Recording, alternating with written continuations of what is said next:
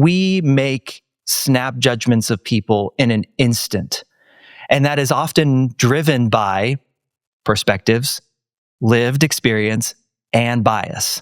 And as much as we can, I believe we should seek to draw attention to those things. It's not that bias or lived experience is bad or wrong. It is what it is. It's what we do with those biases, what we do with that lived experience that can get us into trouble. But it's founded in a lot of ways in very real experiences that we've come across. All right. Well, welcome everybody back to the Sean Trey Show. I have an awesome guest with me today, and would you like to tell people a little about who you are and what you do? Sean, yeah, thanks for having me. My name is Michael Ashford, and if I were to put it in the highest level terms, I help people communicate in ways that school never taught them. Now, that has taken on a lot of different forms over the course of my career, from journalism to sales and marketing to speaking and communications coaching and doing TEDx speaking coaching and all that good stuff. But that really is at the core of how I want to show up in the world, is teaching people to communicate well, especially through conflict. Ooh, I like that.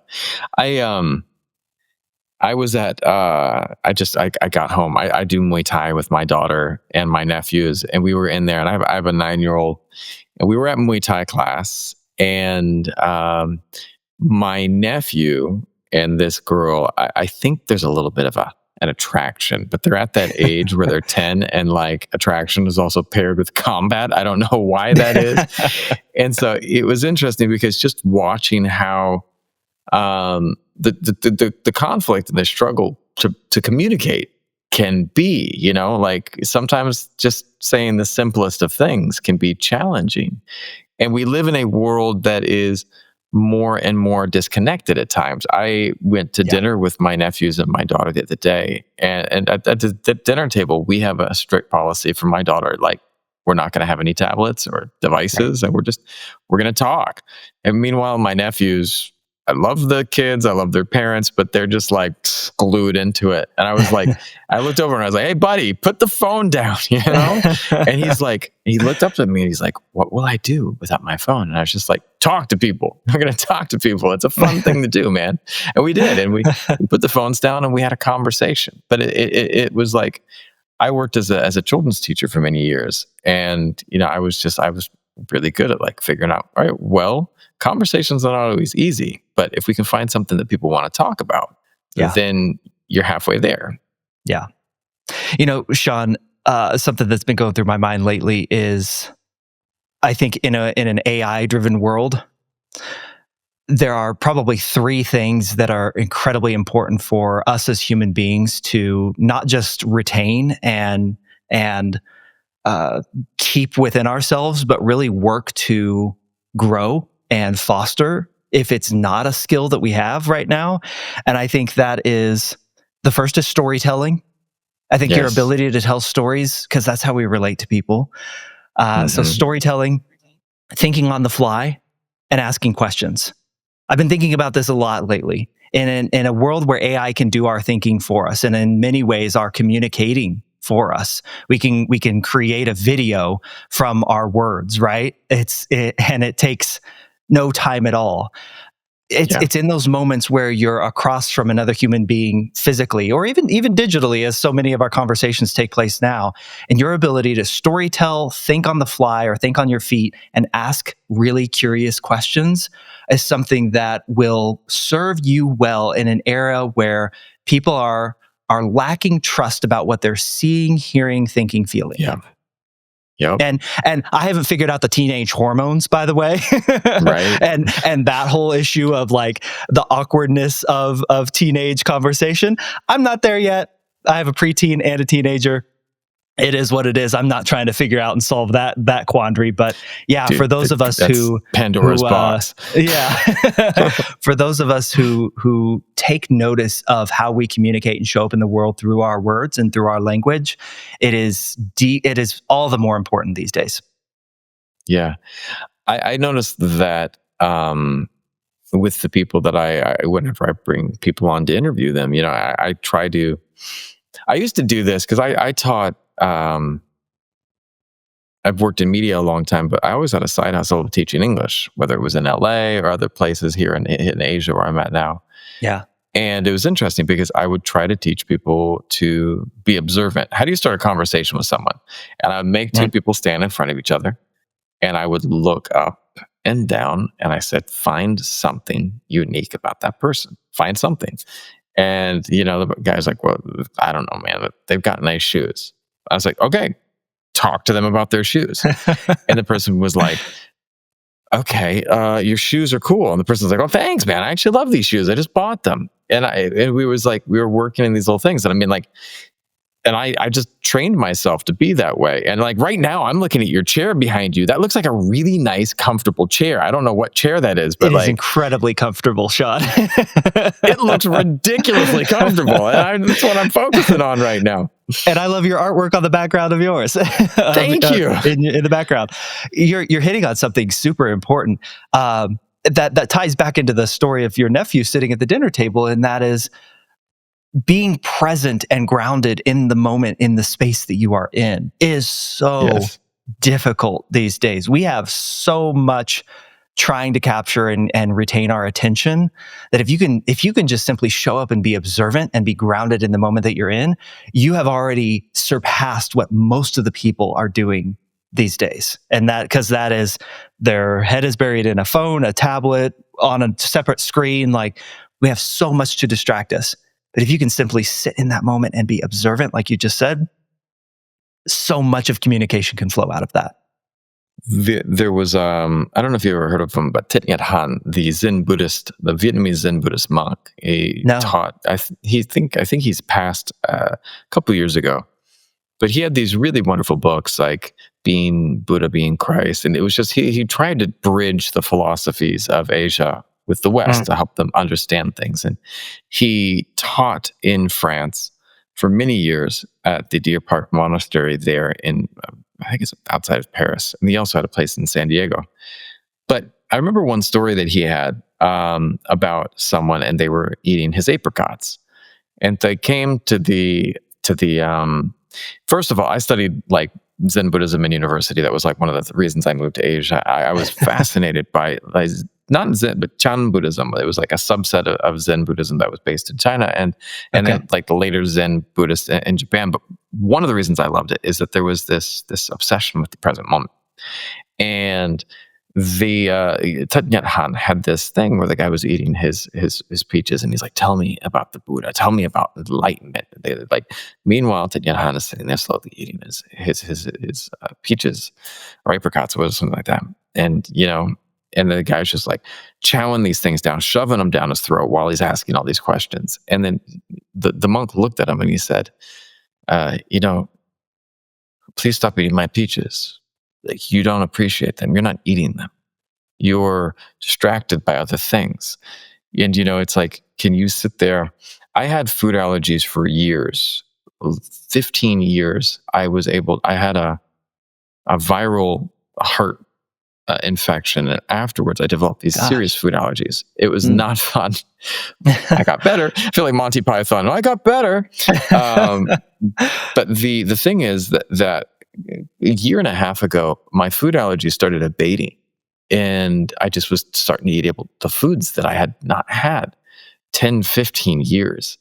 And things like, being able to eat a mango for the first time in 15 years after not having a mango. Gosh. Being able to have the other day I had a passion fruit sparkling soda. It was fresh passion fruit soda. And I just was like, I drank it, and it was like a symphony of flavors.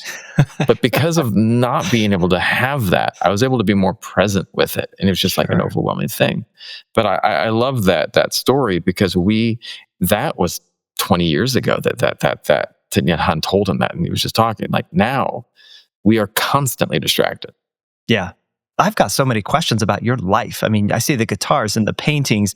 You're teaching English. You're talking about living in Asia. I live in Southeast Asia now. Yeah, your food allergies that cleared. I've got so many questions for you, Sean.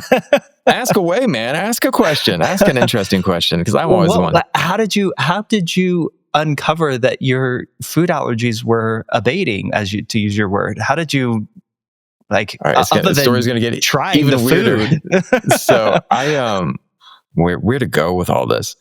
I studied Zen Buddhism, moved to Asia, 2001, taught English, moved back to the States, worked in media and entertainment, worked on big films like Ron Howard, Angels and Demons, got into media and production, decided that after the chaos that hit with the 2008 crisis, Hollywood kind of folded in on itself and everything moved to Atlanta. And I was just sitting there going, well, I don't know what to do right now.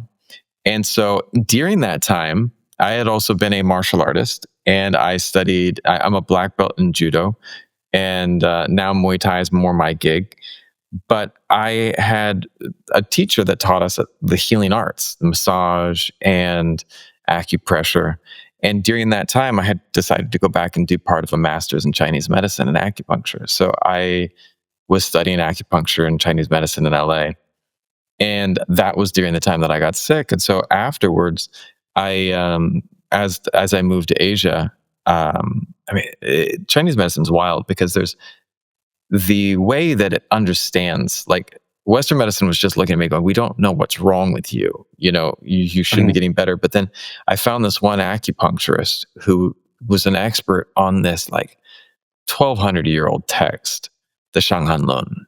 And what I was experiencing was perfectly described 1,200 years ago.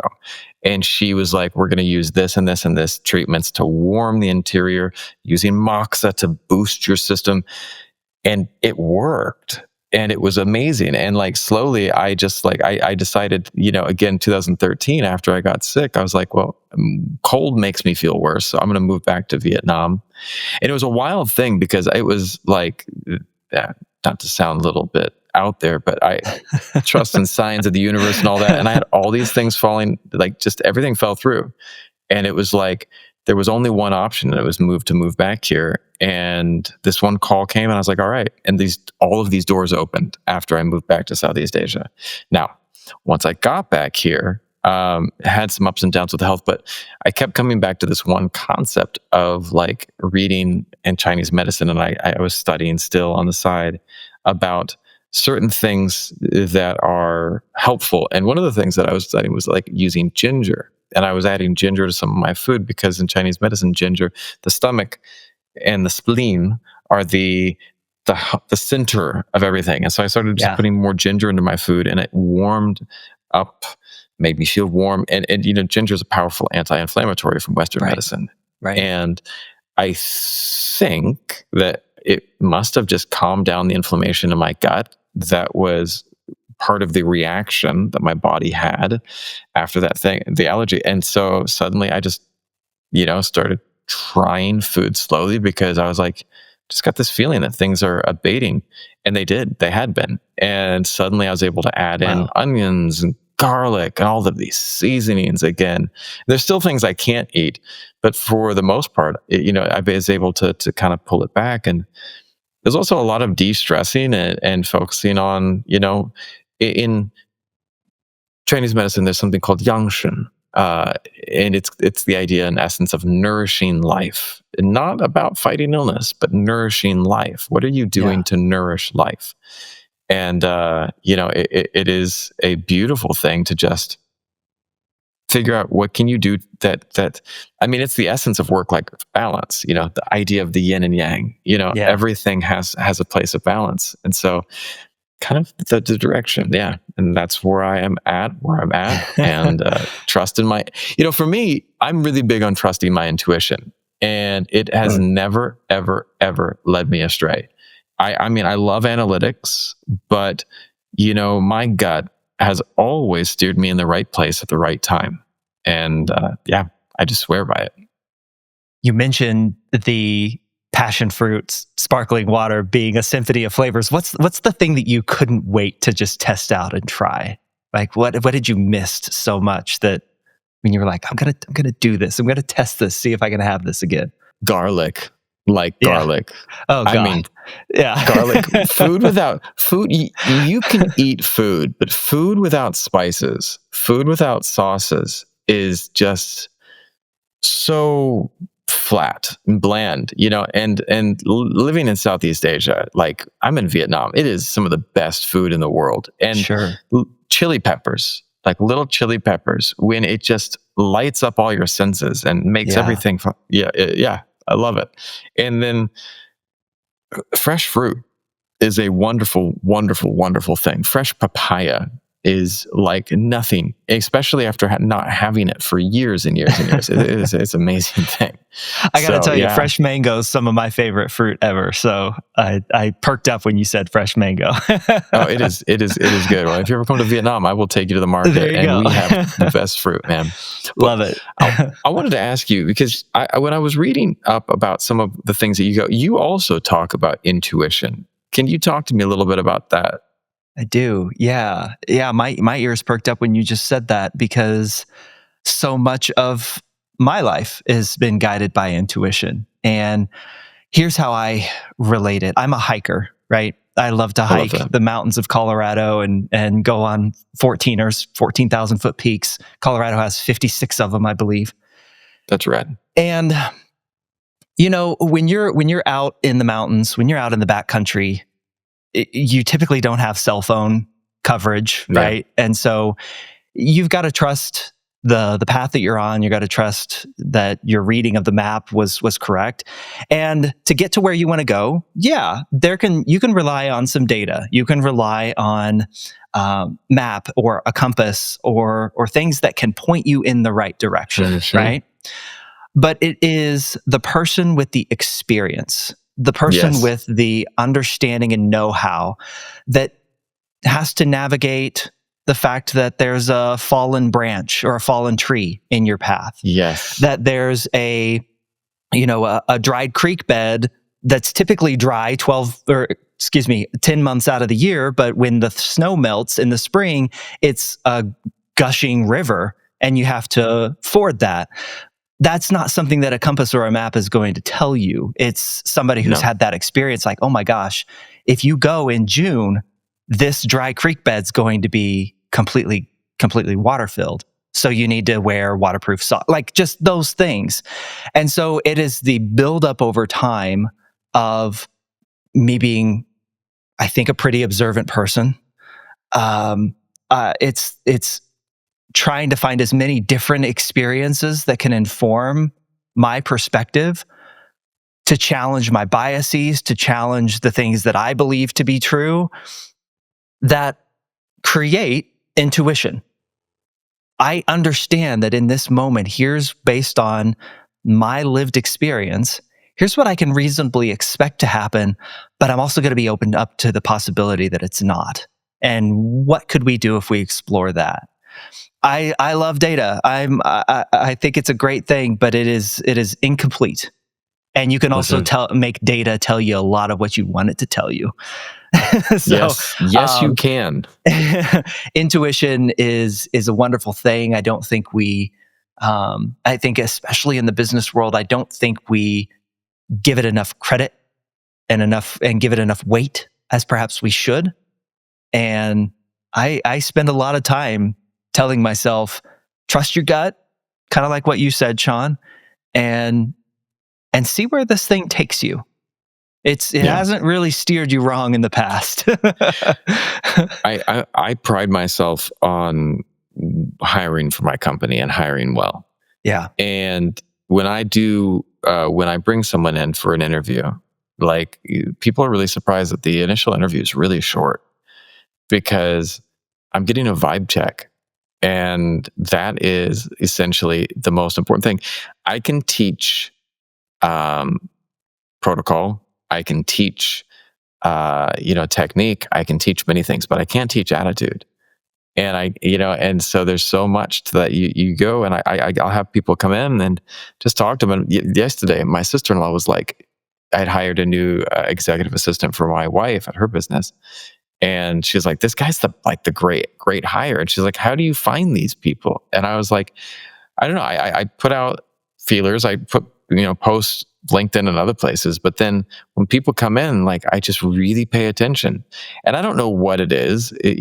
Malcolm Gladwell has that great book, Blank, where he talks about how we, everything, like in the first milliseconds, you've taken in and you've formed an opinion. And I think that, there is experience, but there's also, I'm observing again, like I'm really paying attention. And, you watch the body language, you watch little things. I remember I had one kid that came in, and the way he looked around my office, I was like, wow, he's judging us. Like, and they're like, no, he wasn't. And I was like, yeah, there was a certain thing, the looking around the office. It wasn't feeling uneasy. There was a level of judgment. And then later on the second interview, he actually did say that. He was like, yeah, I was really judging you guys in that first interview. And, eventually we're still friends, but it just wasn't a great fit. But he freelances with me sometimes. But the thing that I'm pointing out is, like, we all have that ability to sense things. And I have had multitudes of stories of times when things went badly when I didn't. And I have one really good story. It's my only real run-in with the law as a youngster. And when my friends and I grew up in a resort area, grew up in the Napa Valley, and just a really nice place to grow up. My family was not wealthy. My parents worked at a university up there, and it was a bunch of other university kids, and we were out there, and everyone would like to go sneak into resorts and go hot tubbing. That was the thing that people did.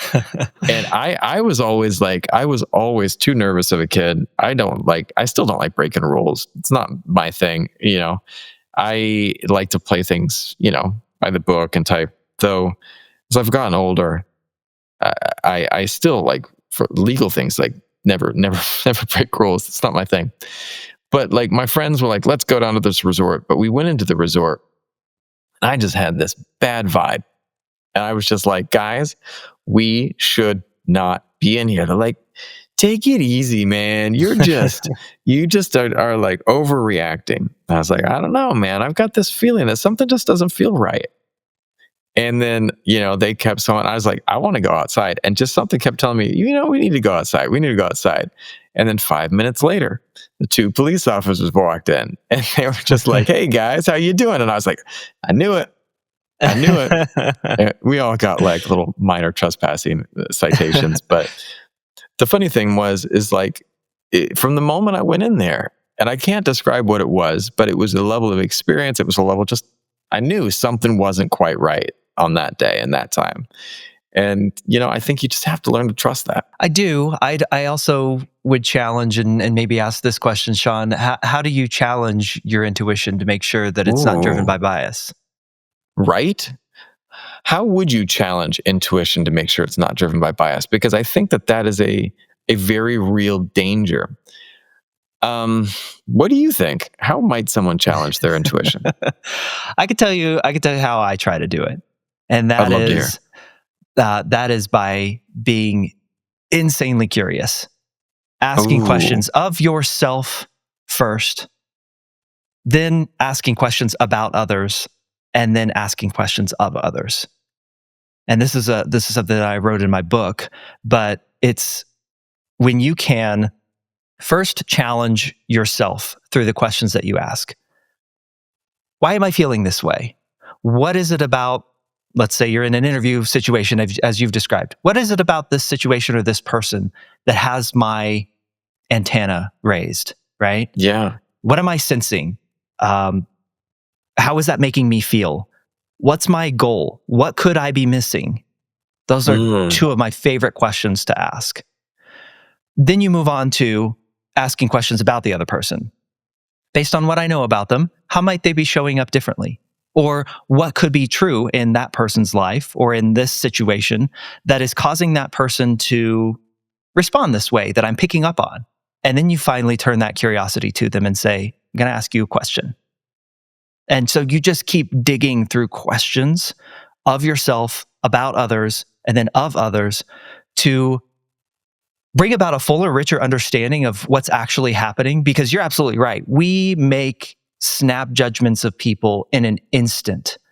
And that is often driven by perspectives, lived experience, and bias. And as much as we can, we should seek to, I believe, we should seek to draw attention to those things. It's not that bias or lived experience is bad or wrong. It is what it is. It's what we do with those biases, what we do with that lived experience that can get us into trouble. But it's founded in a lot of ways in very real experiences that we've come across. I'll give you a hiring example from me that went terribly wrong. I'd love to hear this. I hired, when I moved to Denver, I was in charge of hiring a brand new marketing team at the company that I was working for, and went through just many, many rounds of interviews, brought in tons of people. And one guy in particular sat down, super personable, really enjoyed it. We kicked it off. We were talking about marketing and he had from his resume, wonderful experience. And I never challenged my bias in that moment. I never challenged myself. I never challenged what I was thinking. And I'll tell you how I approach this now after I finish. But ended up hiring the guy. 2 years later, I find out that he has made up his entire life. Oh my gosh. He has made up his experience, the companies he started, his sports background, his educational background, where he went to school. I mean, I called the university. They had no record of him ever attending classes there. Had made up his entire life. And I fell for it. I own it. I fell for it completely because I never challenged what I was thinking and feeling and sensing in that moment. I've since corrected that. When I'm interviewing somebody, I make tally marks on a sheet of paper. There's a left side and a right side. The left side is marks for, oh, I'm really vibing. I'm feeling this. This is good. Right side is, oh, I'm getting the bad vibes here. This is not good. If any one of those gets out of balance, I challenge myself to try to bring the other side up to speed. So if I'm getting somebody who's really, I'm not vibing with them, I'm the sensor lights are going off, like this is warning, danger. I try to give them the benefit of the doubt, and I start to ask them maybe some softball questions or some questions to get them opened up a little bit more or feeling a little bit more attached. And if they don't take the bait, so to speak, then I've got a pretty good window or an idea of what's going on here. Same if I'm really liking somebody, I try to ask them some really hard-hitting, really driving questions to put them on the spot and to challenge my assumption in that moment, every bit as much as I'm trying to challenge them. It's, again, that awareness that it exists. And by it, I mean your bias, your intuition, your lived experience is creating this story in your head that you have to be the one to challenge. Have you ever heard about The Master? It was a movie scam in 2016 or so. I got caught up in it too. It was a huge Hollywood scam. Really? So there was a fake production company that said that they were based. It was going to be this new kung fu movie, and it was starring Jet Li and Donnie Yen and all these people. And they were like reaching out to people in Europe, all of these Hollywood agents, and said, "Do you want to get in on this? All right, here's what you're going to do." And they went on, and they had writers, they had actors, they had everything you could imagine, people in all walks of the production. And here was the trick. And they contacted my manager agent. I was doing acting at the time. And they were like, "Hey, Sean is perfect. He's got a martial arts background. We want him. We're going to make him a star." And, a lot of the question marks should have been there for everyone. But dude, if you look it up, this scammed so many people. It took Hollywood for millions of dollars. It was a wild, high-level scam. And what they were able to do was they played off of people's desires. And people did not ask questions because they saw these things. Here's how the scam worked. So they would get people to fly out to Indonesia, and then they would pay the driver $2,000 to drive them around. They kind of went on this sightseeing thing. And then they took this person to this other location, And they went in and out and talked to some people, and they flew them back. And they had people fly out multiple times, and they say, hey, we'll reimburse you the $2,000, but you got to pay for the driver the $2,000 up front, because that's kind of what it is. And we need you to do that. And everyone was like, all right, of course, man, because no one was wanting to question it. Everyone wanted to assume that this was something that was too good to be true. Wasn't. Yeah. You ever seen the movie, World War Z? No, I haven't. I gotta admit, I'm not a movie person. Brad Pitt's in that, and there's one. Everyone's getting taken over by the zombies, but just this one region, and this one region didn't. And they started asking why, and it ends up that the group was like, they had this rule, like if everyone assumes, 1 to 9 is true, well then I need to be number 10, and I need to assume that it's not. And because if we can do that, we can challenge these assumptions and actually, find out. Like everyone, you're seeing all these things about zombies. Everyone's like, well, the zombies don't exist. Well, that 10th person has to go, maybe they do. No, I've not seen that movie. It's actually a great movie, man. Yeah. It's got fast zombies. That's I love zombie movies. It's got fast zombies. All the other movies, they have these slow, lumbering zombies. That one's got fast zombies. I'll have to watch it. Yeah. Well, let me ask you this. A lot of what we're talking about circles in around people trying to be present. What are some things that you do every day to be more present in your life? Well, I think it starts with how I begin my days. I start with exercise and reading first before I jump into emails and social media and work and all that good stuff. So those two things help me kind of ease into the day a little bit more rather than starting at 95 miles an hour.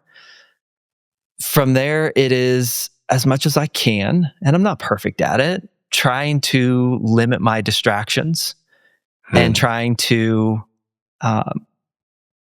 show up as a present person for the other person. One of my favorite definitions of empathy was from a gentleman named Manu Meal, and he told me that his definition of empathy is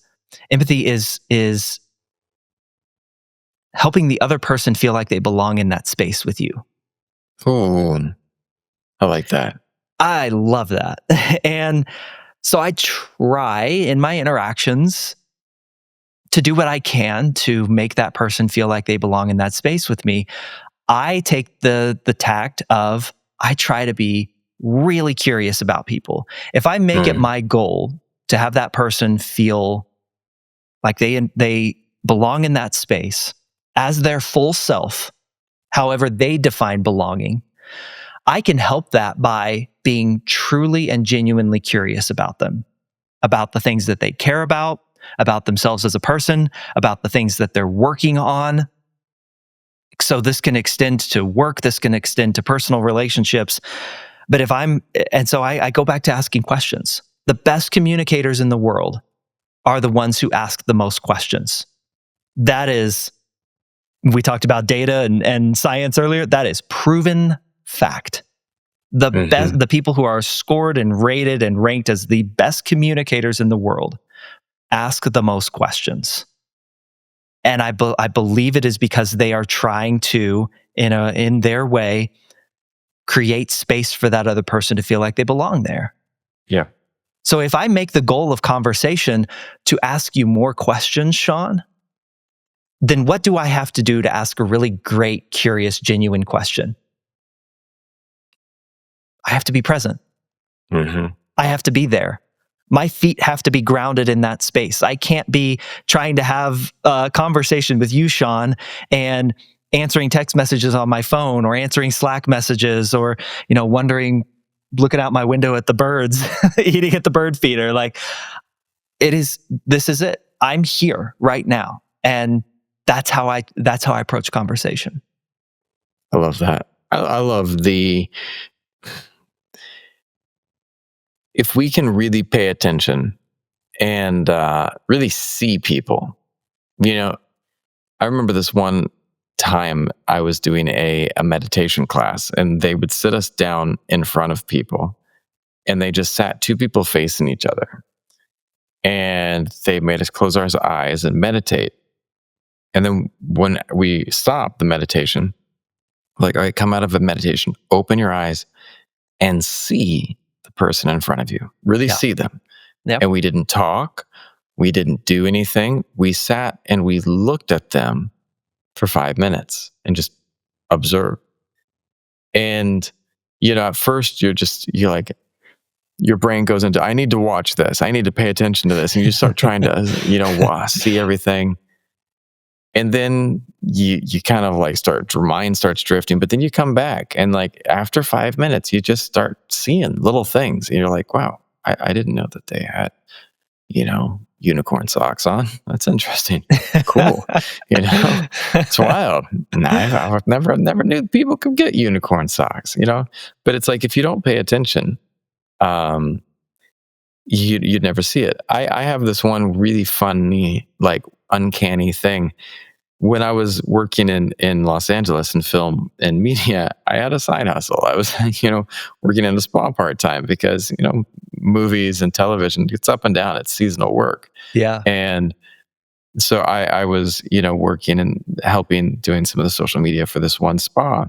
And what I found being in this spa every day and working on people's hair, I pay attention to people getting haircuts. So like I can really call it really quick when someone comes in. I'm like, oh, you got a new haircut. They're like, how did you notice that? That's just like, because I was in a place where that was important to pay attention to. Sure. And you get trained in it, Yeah. So I love that the idea of really training ourselves, because it is something that can be trained. Attention can be trained if we are focusing on that. Absolutely. I mean, Sean, clearly you are someone who has created a life centered on art, film, music. From what I can tell, my curious question to you is, where did that inspiration come from? I see the art. I see the guitars hanging on your wall. You've talked several times about the various media that you've been involved in. Where did that inspiration of art and that flavor, how did that come into your life? My Aunt Carolyn. One specific person. My Aunt Carolyn. Tell me about Aunt Carol. Aunt Carolyn she had this beautiful condo that looked down at the United Nations building in New York, or like apartment. Oh, wow. And then she sold it and she moved down near where my family was living in North Carolina so she could be closer to my mom. And she loved to read. And I wasn't a reader at that time. And she pulled me aside and she made me read books. I remember we read Alice in Wonderland together, and we read all of these other books. And it was the beginning of someone teaching me to imagine. And that imagination allowed me to start to see bigger things. Also, my dad had one thing that was, I grew up with a family that was actually really conservative Christian, but a different type. It wasn't the, like the fiery furnace type of things. It was that, we didn't have a lot of TV time. We didn't have, we didn't sit there and watch cartoons, and one day a week, we had a very strict policy of no TV, no devices, and just sitting and spending time either in nature or with family. And my dad would take that time to tell us stories. He was born in England after World War II, 1946. He was a true definition of a baby boomer. Like he was one of those babies that was born right after the war. And he then post World War II England, a lot of people were like, well, we've had 2 world wars and let's get out of this region. And so they moved, first of all, to Africa. My grandpa worked in a printing press in Kenya. And then from Kenya, they moved down to South Africa, and then they moved on to Canada, and they finally settled in New England. But when my dad was in Africa and he was living in Kenya, he had the most amazing experiences, like, because they were right near Lake Victoria, and it was right near one of the big national parks. And so, I mean, they were seeing, when he'd look out his window and see lions and zebras and everything just wandering by. And he'd tell us all these stories. And I remember he told us this one story about when a cobra worked its way up inside the drain pipe, and how my grandma came in with a thing of hot water, poured it down there, so the cobra went flying back out the pipe. And I was just like, I can't imagine having a cobra stuck in the drain pipe, you know? But my dad would tell us all these stories as a kid, and it allowed me to imagine things. And in that imagination was magic, you know? You talk about both your aunt and your father in the past tense. Are they? My aunt passed away. My dad's alive and kicking. He's great.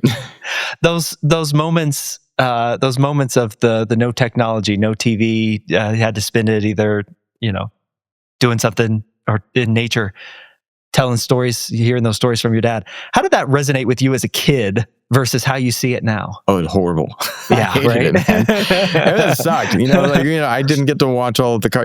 One of the challenges is, like, the Saturday morning was the day that Saturdays was the day that they took off. Oh, and gosh, so the worst day for a kid, right? The worst day for a kid. Like, Saturday morning cartoons are a thing, man. And, like, and sports as well. That was when all the cool sports games were on and things. And so I really resented it. But I appreciate what my dad would do, though, because he understood it was challenging. He always tried to have these adventures. So we would go and just try to explore. He would take us out hiking. He would take us to all of these really cool places outside. I grew up in Western North Carolina when I was a kid, and it was this place called, it's right near Asheville. Everyone knows Asheville. But it was a little bit further down. Yeah. And so there was a place that recently had got washed out with a lot of water, Flat Rock. And there was, like, really bad flooding, but there's a place down there named Chimney Rock. And there's this beautiful hike around Chimney Rock that actually was used in the movie Last of the Mohicans. They filmed all up on there. Wow. Yeah. And so I remember as a kid, we would go hiking and I would run down these beautiful rocks. And then when that movie came out, and I was like, I have been there. And it was just a place that most people would have never been. It was chosen as this iconic, beautiful place for this movie. And to be able to sit there and, as a child, sit there and go, wow, my dad's care and dedication to take us to these amazing places allowed me to go there. It was powerful, I love that. And so, looking back, I see how awesome of a gift it was. And I'm kind of the same type of challenge to my daughter, And so we practice piano. We go to Muay Thai. We try hard things because for her, the one thing I want to instill more than anything else is a growth mindset. That, and the other day, something really great happened. She had a failure in Muay Thai class. She, couldn't do a kick that she wanted. And she says, Dad, I never want to fail. And I said, that's not what I think. I love failing. And she's like, why? It's like, well, when I fail, I know what I can do to get better. If you don't fail, you can never get better. And she's like, what do you mean? And I said, well, think about it. If you always were doing everything right, and then one day you don't know how to adapt to that, what's going to happen? She's like, I might quit. I said, yeah, it's really easy to quit if you don't have that. But I said, but when you make a mistake, you said you fell down in class the other day, right? She's like, yeah, it was really sad. I got swept, my leg was swept out from under me. And I said, how did that make you feel? She's like, I never wanted to get swept again. I said, okay, so what can you do to not get swept in a match next time? Well, I can be more aware of my feet. I said, that right there, that's a growth mindset. And that's what we have to have. And she was like, oh. So she said, so it's like, failing's okay. I said, failing's great. But the most important thing is to learning what to do on the other side. I told her, I'm a black belt in judo. Do you know how I got to be a black belt in judo? It's not lots of failure. Lots of getting thrown on my butt. I landed on my butt about maybe 1 million times, I'm sure. But it's the getting back up. Yeah. In judo, it's not the foot getting thrown, it's the getting back up. and going again. That's how you get a black belt in judo. I was previously, I worked as a personal trainer for several years, and I would tell my clients that all the time when they would inevitably, go a week, 2 weeks missing a workout. They'd come back and say, I missed the last 2 weeks, but I went to the gym today. I'm so sorry. And I was like, don't apologize. Don't apologize. The only shame, there is no shame, I should say, in starting again, because you learned something. You're doing it again. You're getting back up and doing it again. The only shame exists in failing and never trying again, or not learning something from it. But why would I be mad if you missed 2 weeks and you had the wherewithal to say, but I'm going to go today, and you do it? Why would I be mad about that? I celebrate that. And just like you're talking with your daughter there. Yeah. You got knocked on your backside. Guess what? You got up and you're still going, and you learned something from it. We celebrate that. We absolutely celebrate that. But if you're not staying present, if you're not tuning back in and having that growth mindset, it's hard to do. Can I ask you one last question? Of course. If you could go back in time and give your younger self some advice, what advice would you like to give yourself? I would still say, I was considering this, my answer before I'm saying it right now, but I think it's true. I would tell myself to ask more questions. I fight my ego every single day. And as I think a lot of us do, I can very easily tell myself, your experiences, your perspective are right, in air quotes, and follow that intuition. It's never going to serve you wrong. And I, in many ways, have let that, coupled with my ego, consume me as a young man. And I regret some of the decisions I made. I regret some of the people who see me as the Michael trapped in that moment in time. I have no doubt, for example, that I am somebody's worst boss ever that they've ever had. And that can crush me if I think about it too long, because I know I'm not the same person that I was back then. I know I've changed. I know my response would be far different to those situations. I would have more grace for people. I would ask more questions. So that would be it. Ask more questions. Be a more curious person. Where can people look and find more information about you? My website's the best place. It is michaelashford.com. That's where you can find all my writing, like I mentioned, my book earlier, my coaching. And then I'm most active on LinkedIn in terms of social media. So Michael D. Ashford, I believe, is my little @ symbol. So That's awesome. Just look for the guy with the big bald head.